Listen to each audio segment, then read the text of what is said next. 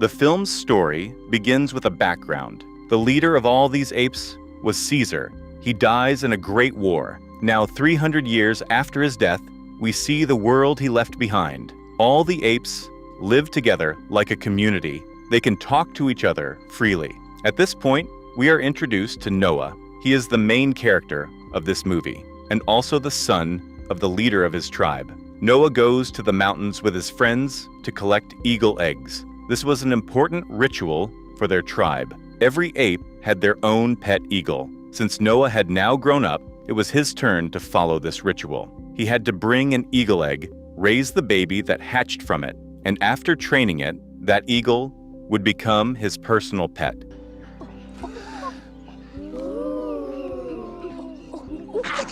We also learn here that to control these eagles, the apes make a special sound with their mouth. The most skilled at this was Noah's father, the leader of their tribe. We see that Noah was taking very good care of his egg and was really looking forward to it hatching. But fate had other plans. One night, a human girl sneaks into their tribe looking for food. She steals Noah's eagle egg. Noah spots her, and she immediately runs into the jungle to escape. Noah chases after her to get his egg back, but during the chase, the egg breaks. Noah is deeply saddened. He then decides to go back to the mountains with his friends to find another egg. But before he can get a new egg, he finds two apes from his tribe seriously injured in the mountains. They were in such bad shape that they were close to dying. Noah gets worried and asks who did this to them. The injured apes tell him that it was done by apes from another tribe, one that lives near the seashore. These apes explain that the sea tribe hates jungle apes and wants to attack and destroy them. Their plan is to enslave whichever apes they can and kill anyone who refuses to obey. It is also shown that the sea tribe has already found the hiding location of Noah's tribe in the jungle, and they have set off with weapons to attack. On the other side, Noah rushes back to save his people, but he is too late.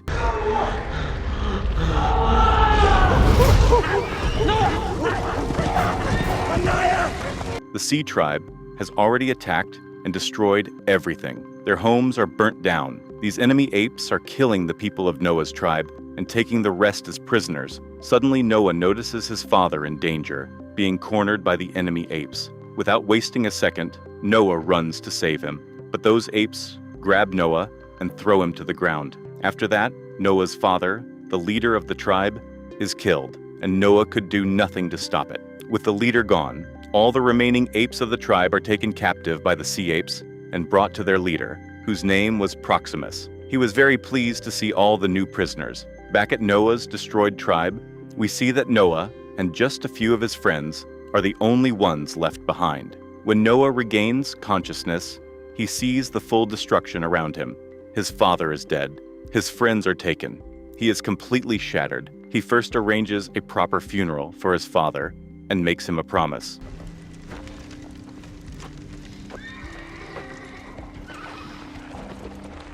Noah then begins his journey towards the sea. Along the way, he comes across a different kind of ape, an orangutan.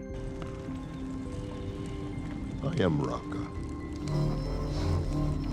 Raka is much more intelligent than most apes and even reads books. When Noah asks about the books, Raka explains that they are his own books, full of words and pictures, each carrying meaning and knowledge. He tells Noah that during the time of Caesar, in the very first century of ape civilization, there were many apes who could read and understand what was written in books. Noah asks who Caesar was. Raka tells him that Caesar was the very first ape who had the ability to think, and because of him, all apes evolved and gained the power to think and speak. Caesar himself taught apes to live together in tribes, to consider him their first great leader, and that one ape must never kill another, no matter which tribe they belonged to. Through their conversation, Noah and Raka become good friends and share a meal together. Meanwhile, the same human girl who had broken Noah's egg earlier comes back near his camp looking for food again.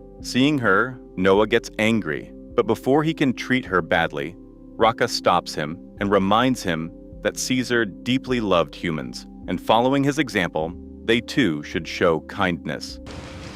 We will name her Nova. They feed the girl, and Raka tells Noah more about humans. He explains that there was once a time when humans had sharp minds, they could speak and understand everything. But as time passed, they lost all of that, and now they live no differently from wild animals. Since the girl was fed and felt safe with them, she decides to stay with them as a companion. In the morning, Noah continues his journey, now with Raka and the girl walking alongside him. Moving through the jungle, they come across a group of other wild humans who are frantically searching for food. Suddenly, apes from the sea tribe appear and start attacking these humans. Complete chaos breaks out.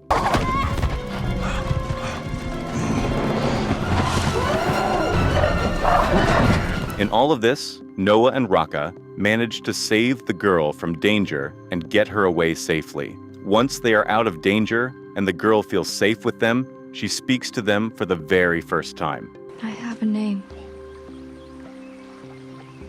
May.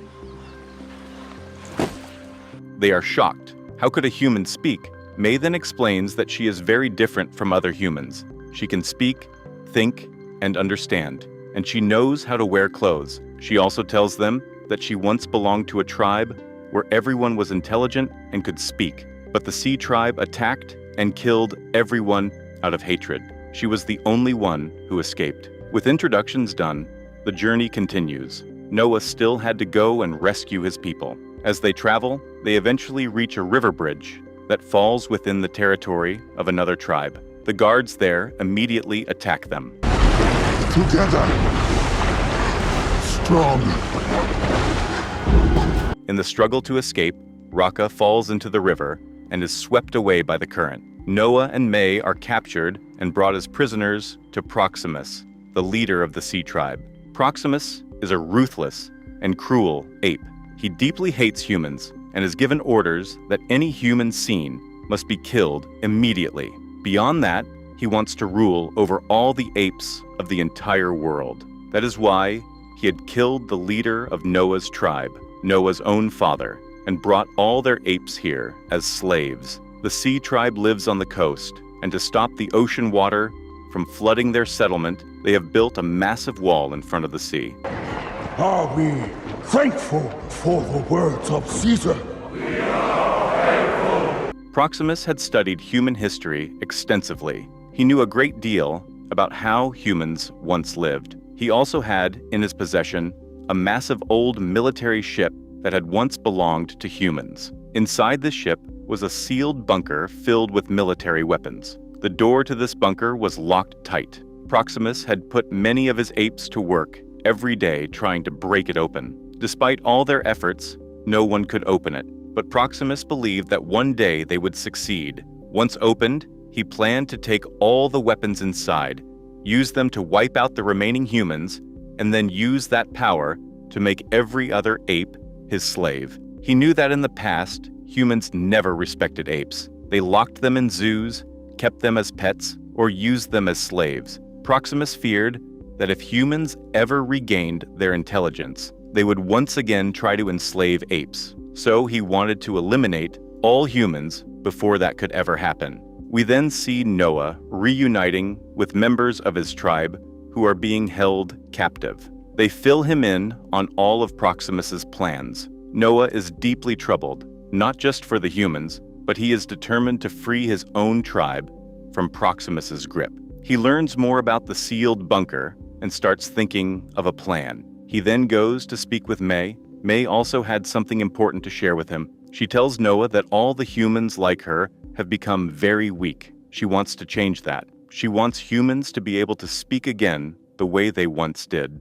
For this, she needs a special language book that she believes is inside Proximus's bunker. May wanted to get into the bunker and take that book. Noah tells her that he wants to destroy the bunker entirely, so that it wipes out all of Proximus's power and pride in one go. That would make it much easier to free his tribe. After hearing Noah's plan, May agrees to help him, but on one condition. She would first open the bunker, take her book, and then they would destroy it. Noah agrees. Noah had come up with a plan. They would build a bomb and use it to break the Great Wall that holds back the seawater. This would flood the area and destroy Proximus's settlement along with the bunker. They would make sure May got her book first and then carry out the destruction. But May quietly made a small change to the plan without telling Noah. May goes into the bunker along with Noah and his friends. Inside, she finds and takes the important item she was looking for. Meanwhile, Noah and his friends come across old picture books showing how humans had once kept apes locked in cages and zoos. Seeing this upsets them, but they push those feelings aside and continue helping May. They had entered through a small hidden opening, and to get back out, they simply push open the large main gate from inside. The moment they walk out through the big gate, Proximus is standing right there with his soldiers. He immediately understands that they were plotting against him and had taken something from the bunker. What do you choose? A human over an ape? To get the truth out of them, Proximus grabs Suna and holds a blade to her neck. He tells Noah to confess everything, or he will kill her. Before anyone can harm May, she pulls out a gun and shoots the ape who is holding her prisoner. Proximus is stunned and impressed when he sees this. He then offers May a deal. He says he will let her and her friends go free, but in return, she must hand over all the weapons from the bunker to him. May, however, is far too smart for that. She knows that if she hands Proximus the weapons, he will simply chase them all down and destroy them later. She refuses to let him get those weapons at any cost. Proximus starts coming after them aggressively. Before he can harm anyone, May takes the bomb that Noah and his friends had built and places it right under the Great Wall that was holding back the sea. She detonates it, the wall explodes, and seawater rushes in with tremendous force, sweeping through the entire settlement. Noah's tribe had always lived in the jungle, so climbing trees was second nature to them. They quickly climb up to safety, but Proximus's followers are all swept away and drowned in the flood. With his tribe now free and safe, Noah and all his people make their way back home to begin rebuilding. But they have barely had a moment to breathe when Proximus shows up again. He walks in and declares that they are all still his slaves and always will be. Noah has had enough. Filled with anger, he lets out the special call, the one their tribe uses to summon their pet eagles. All the eagles come flying in from everywhere. With one signal from Noah, the eagles swoop down, grab Proximus, and hurl him into the sea. And with that, Proximus is finally finished. After this, we see Noah and his friends rebuild their homes and return to living in peace, just like before. In the post-credits scene, May comes back to visit Noah, but Noah is furious with her. The bomb they had made was supposed to destroy the bunker, but May had instead used it to break the wall and flood the area. Noah feels deceived, and this experience teaches him an important lesson that they should never blindly trust humans again. They need to grow stronger and smarter so that no one can ever deceive or imprison them again. On the human side of things, May had not actually taken a language book from the bunker. What she took was a satellite operation manual, a book with detailed instructions on how to build and repair a satellite. May brings this book to a group of other intelligent survivors, people just like her, who can still think and speak. Together, using the instructions in that book, they repair and activate a satellite. The moment contact is made, they discover that there are still many more intelligent humans scattered across the world, people who have held on to their ability to think and communicate, and who have quietly been working together with one shared goal: to grow stronger, to develop themselves, and to ensure they are never again enslaved by the apes. And that is where the movie ends.